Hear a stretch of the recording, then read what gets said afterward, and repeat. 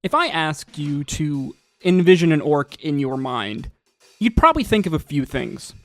A tall, broad-shouldered, potentially muscular, humanoid-type figure, possibly green or a greenish tint of skin color, with tusk-like teeth protruding from its lower jaw. If I ask you to describe its personality or its culture, you might say abrasive, violent, warlike, possibly crude and uncivilized or barbarian-like, existing in roaming tribes or bands that pillage and cause all sorts of mindless destruction and death in their wake.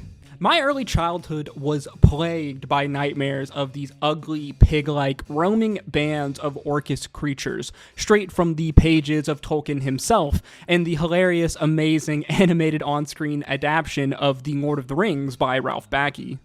Orcs as creatures have always really fascinated me in the fantasy genre, and their universal usage within fantasy media as a whole has led them to be one of the most well-recognized and most well-known fantasy creatures. However, I think that orcs get kind of a bad rap. For too long, they have been viewed and used as the universal bad guy, a symbol of brutality and violence, a purely evil creature created for an armor-clad protagonist or robe-wearing wizard to strike down. Cannon fodder of the forces of evil, if you will.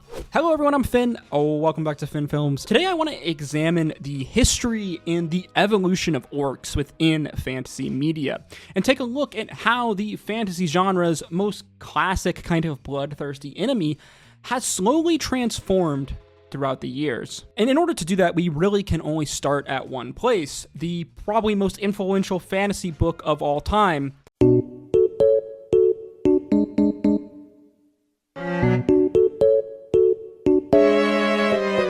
It is generally accepted that the fantasy writer J.R.R. Tolkien, the author of the Lord of the Rings series, coined and invented the kind of modern concept of orcs in fantasy writing and media. It is believed by scholars and historians that the inspiration for Tolkien's orcs came from the Latin word orcus, a term used for Pluto or Hades, the god of the underworld in Greek and Roman mythology.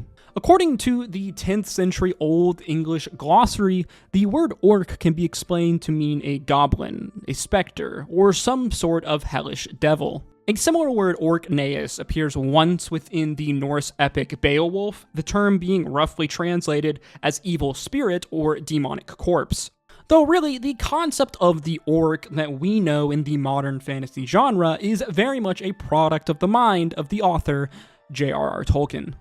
Originally just another term for goblin, Tolkien would later flesh out the kind of modern conception of the fantasy orc within his Lord of the Rings trilogy. Though it should be said that Tolkien regularly uses the word orc and goblin kind of interchangeably throughout his writings over the years, orc in many ways referring to kind of all goblinoid kind in much of Tolkien's writings. Tolkien's orcs are depicted as monstrous, evil, cruel, hate-filled creature, a violently, purely evil enemy meant to be a very obvious antagonist for the novel's protagonists to overcome. Tolkien depicts orcs as squat in stature, yet still humanoid in their build, generally being bow-legged, flat-nosed, with sallow skin, wide mouths, long arms, and of course, fangs. The origin of orcs in kind of Tolkien's mythology, the lore of Lord of the Rings, is a little bit inconsistent, with the general kind of accepted origin story for orcs within the lore of Lord of the Rings being that they were once a race of elves that were captured and then corrupted by the Dark Lord Morgoth. They were bred to be evil, twisted, cruel beings, serving as an evil, insulting foil to the elven forms that they were originally created from. However, the modern kind of conception of orcs, this visage of an orc that comes to your mind when you hear the word as this kind of strong, large, brutish, hulking kind of creature, is possibly more derived from Tolkien's Uruk-hai, or the Fighting Uruks, a breed of orcs created by Sauron and later enhanced and perfected by the wizard Saruman. Uruks being depicted as the elite orc warriors, larger in stature, size, and physical strength, their body structure more closely resembling a muscular man than their orc brethren. The Ent Treebeard speculates that the Orcs were created as hybrids of orcs and men, or in the Peter Jackson film as a crossbreed between orcs and goblins. Peter Jackson in the Lord of the Rings films making a kind of more explicit physical distinction between Uruks, orcs, and goblins as distinct differing races of goblinoid kind within Lord of the Rings. Regardless, it is undeniable that Tolkien's orc very much served as the basis for the orc within the modern concept of fantasy, of an orc that we hold in our heads today. While Tolkien very much laid the groundworks for orcs and is widely given credit for inventing the orc and popularizing it within the fantasy genre, the modern conception of the orc as this green, tusked, barbarian warring creature is largely due to the works of Gary Gygax and his tabletop role-playing game,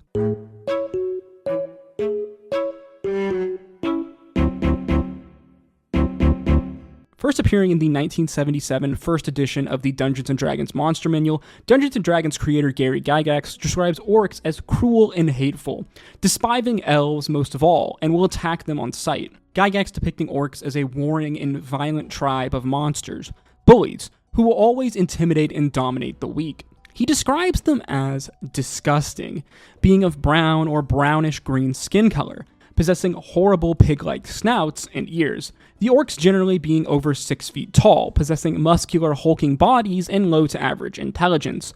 Gygax very obviously being inspired by the works of Tolkien, not only in the appearance of the orcs, but their warring and violent nature. The description of Gary Gygax orc probably matching more of the description that would come to mind should you sit there and think about how to describe an orc. The orc in Dungeons & Dragons First Edition very much is the quintessential foot soldier of evil, in many ways paralleling the orcs of Lord of the Rings. Gygax lists their alignment as lawful evil, literally indicating that at their core, orcs are these evil creatures, meant to be an antagonist to the adventuring player characters. Gygax later expands upon this lore of the orc in the second edition of the Monster Manual for Dungeons & Dragons, saying this: orcs are a species of aggressive mammalian carnivores that band together in tribes and survive by hunting and raiding. Orcs believe that in order to survive, they must expand their territory, and so they are constantly involved in wars against many enemies, mainly humankind, elves, and dwarves. In general, they resemble primitive humans, with gray-green skin, scooped low posture, a low jutting forehead, and a snout instead of a nose, along with pointed ears resembling that of a wolf. Does that sound familiar at all? It is Gygax's depiction of the orc here that really kind of cements the modern kind of concepts and themes of orcs within fantasy media across all genres, across all mediums. If Tolkien built the foundation for the kind of typical fantasy trope of an orc, it was very much Gary Gygax in Dungeons & Dragons that would build the framework of the house that much of fantasy media would draw on for years to come.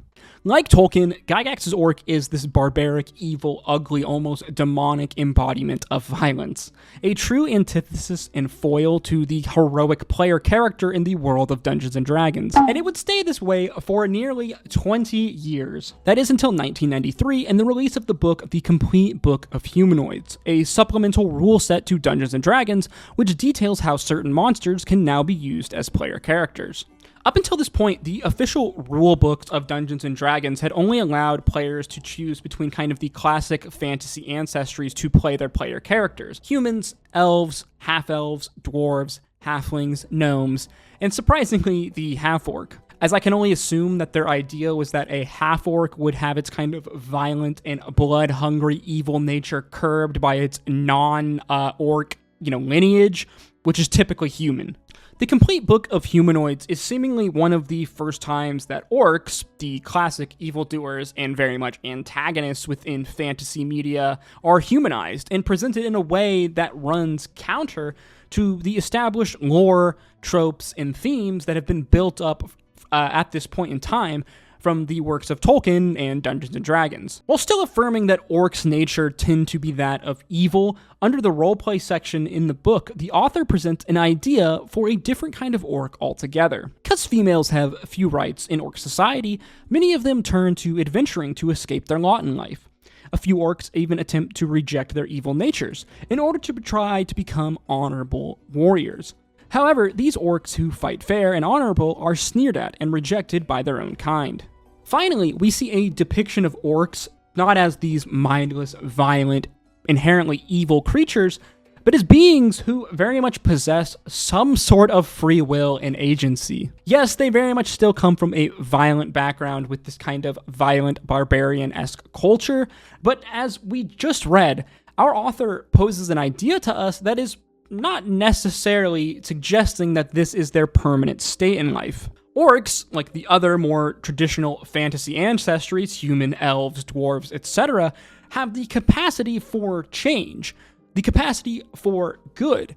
They're not inherently evil, but a being that has the capacity to choose between good and evil, that possesses some sort of agency. Unfortunately, though, the depiction of orcs as a player character option would very much be limited to this one supplemental source book for many years to come, with further editions of Dungeons & Dragons from 3rd to 4th, and even the first set of rules for 5th edition of Dungeons & Dragons that were released in 2014 don't give the players the option to play as an orc, as a playable ancestry. Instead, they continue to relegate them to the pages of the Monster Manual, a book that at its core is used to create potential battle encounters with the players. The monsters within these pages typically being depicted as antagonistic to the players. They are there to be overcome, typically in battle. To me, it's very telling about what the view of the orc is within kind of the broader fantasy tropes and themes as a whole, that it is not given as a default option as a playable character ancestry within Dungeons & Dragons. Yes, Dungeons & Dragons 5th edition may have further fleshed out the culture, background, and even religion within Dungeons & Dragons of the orc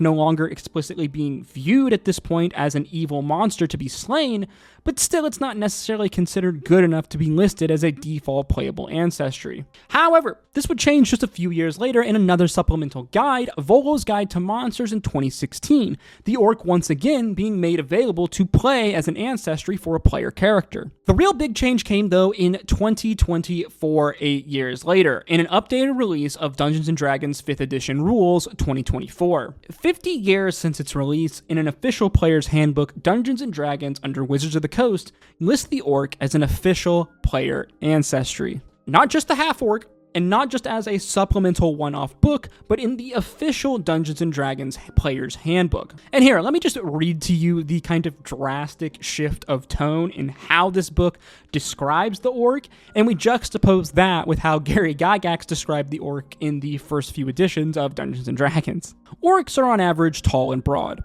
They have gray skin, ears that are sharply pointed, and a prominent lower canine that resembles small tusks. Orc youths on some world are told about their ancestors' great travels. Inspired by those tales, many of those orcs wonder when Grumsh, the god who created orcs in Dungeons & Dragons lore, will call on them to match the heroic deeds of old, and if they will prove worthy of his favor. Other orcs are happy to leave these old tales in the past and make their own way in the world. Yeah, that's a pretty stark change from the cruel, hateful, and disgusting pig-like creatures that Gygax first describes. The orcs in the new updated rule set of 5e 2024 being depicted as a much more nomadic, adventurous people who were molded by their god who granted them gifts of physical strength and stamina in order to travel the world. Finally, after all of these years, the orc had graduated from this mindless monster that is relegated to cannon fodder for the average group of adventurers to a very much more nuanced and humanized ancestry, with their very much own distinct culture, customs, and most importantly of all, free will and morality, as opposed to the chaotic, violent beings of pure evil that they started life as. Now again, this is not a new idea for Dungeons & Dragons or for fantasy as a genre. Players have been making homebrew rules with unique worlds with a more nuanced take on the orc as a whole since really probably the beginning of Dungeons & Dragons. But to see this shift from the source material, from the top down, from the company that runs Dungeons & Dragons, Wizards of the Coast, to me shows a whole new kind of direction and thought pattern for the once evil, iconic fantasy monster.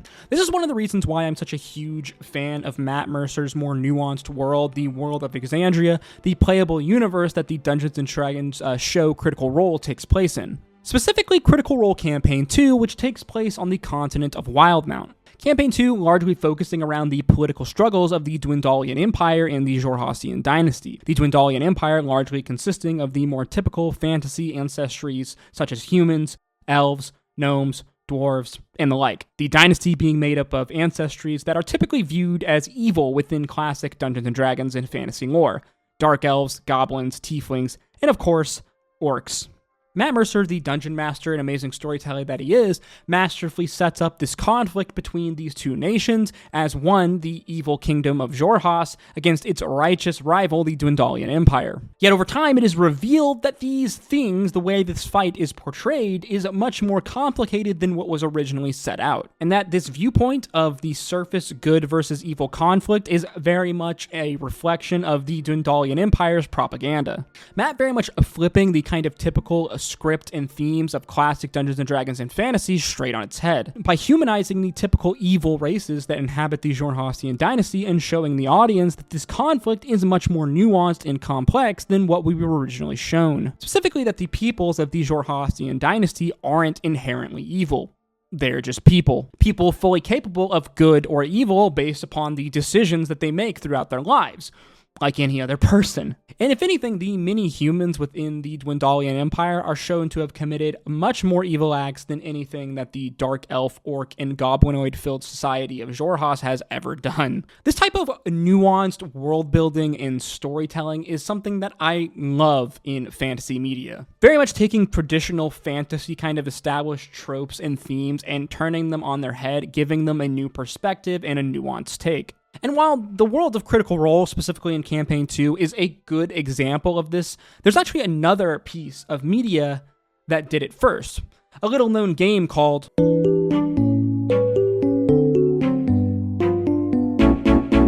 The World of Azeroth, the fantasy world of Blizzard's hit MMORPG, might have one of the most interesting and nuanced takes on the traditional fantasy orc. Debuting in 2004, World of Warcraft was the first video game I ever remember that allowed the player to actually play as an orc. Heavily inspired by the established fantasy lore laid out by Tolkien and Gary Gygax in Dungeons & Dragons, the World of Azeroth takes many of these established themes and incorporates them into their own unique established fantasy world. The Orcs of Azeroth are originally a shamanistic clan of people.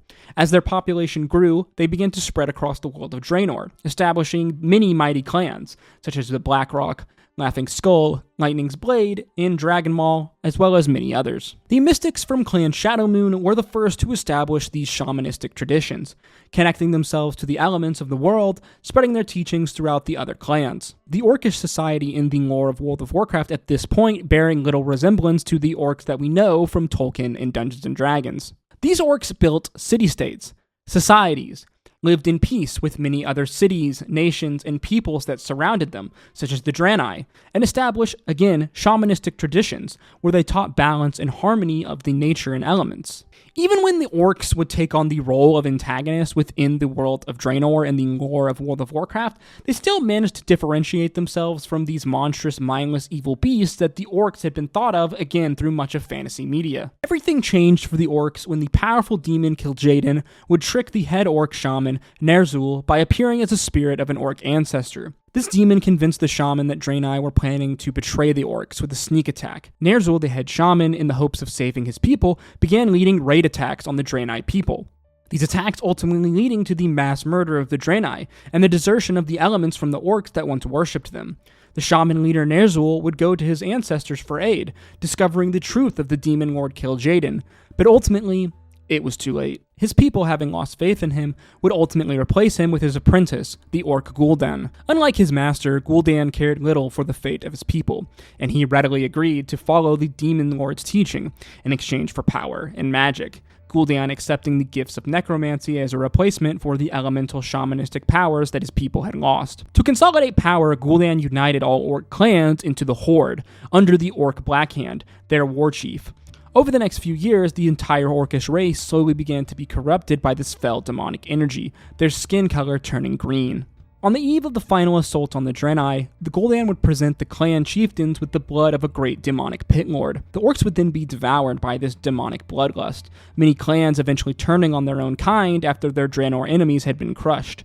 The clan infighting turning into full-scale bloodbaths, total chaos, and ruin descending upon orc society. From here, this kind of begins the main kind of lore of World of Warcraft that most people are probably familiar with. The whole Horde into the Alliance arc. The rise of Thrall and the redemption of orcish society, and the re-establishment of the elemental shamans. I don't think I'd really call myself like a big World of Warcraft fan, But wow, do I love the backstory and the world building that goes into bringing this world into life. And to me, it really makes a lot of sense.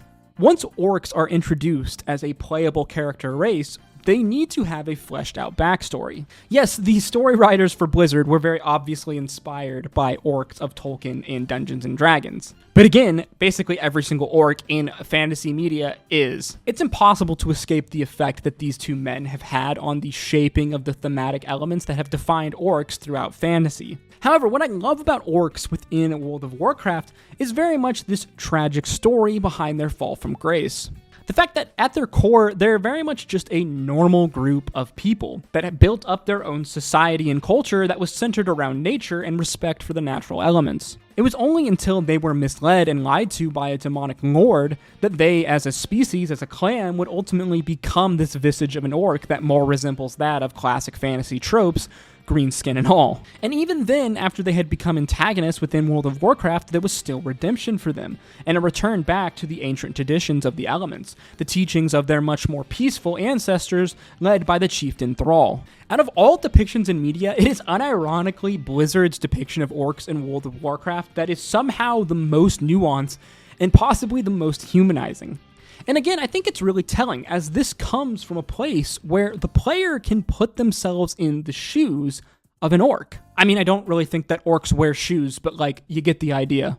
Because we as a player can embody them as a character, it only makes sense to give them a story that is much more relatable, more human, and less monster. Not a race of mindless, disgusting, evil, violent creatures seen more as cannon fodder for the average adventurer, but a group of people with traditions, culture, wants and dreams. And I, for one, think that's pretty cool. The orc, in many ways, alongside the dragon, has very much become kind of the symbol of the fantasy genre. What originally began life as Tolkien's visage of a mindless evil creature of violence, an antagonist, a foot soldier for the evil Dark Lord Sauron, was expanded upon by Gary Gygax, creating the modern visages and tropes that we associate with orcs now, from the green skin to the pointed ears and the tusk-like teeth, reinforcing this idea that orcs were soldiers of evil, mindless, violent, evil creatures set on spreading death and destruction and pain wherever they set foot.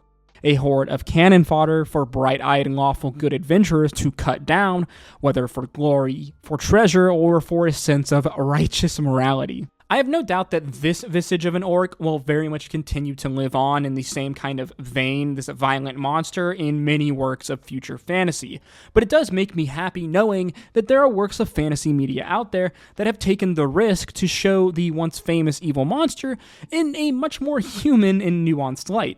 And maybe, just maybe, the next time that you encounter an orc, whether it be in a video game, a book, or a show, or maybe your Dungeons & Dragons campaign, you will pause and think, I wonder what its goals are, its hopes, its dreams. I wonder if it has a favorite hobby, or maybe a family, or a group of people that it loves and holds dear. Oh, who am I kidding? Just stab the bastard. As always, guys, with these sorts of videos, these are just my thoughts and opinions, so feel free to let me know what you think about orcs in the fantasy genre in the comments section down below. If you made it to this far in the video, then I want to offer you a big thank you. Thank you so much for watching and continuing to support me. If you did enjoy this video or learn something new, please make sure you like, comment, and subscribe, as that is the easiest way to support me, and it really does go a long way in helping to put these videos into the algorithm. If you did enjoy this video, then why don't you check out some of my other content on screen now. As always, guys, thank you so much for watching and continuing to support me. I hope to see you in the next one. Until next time, stay safe out there. Peace, love, Adu.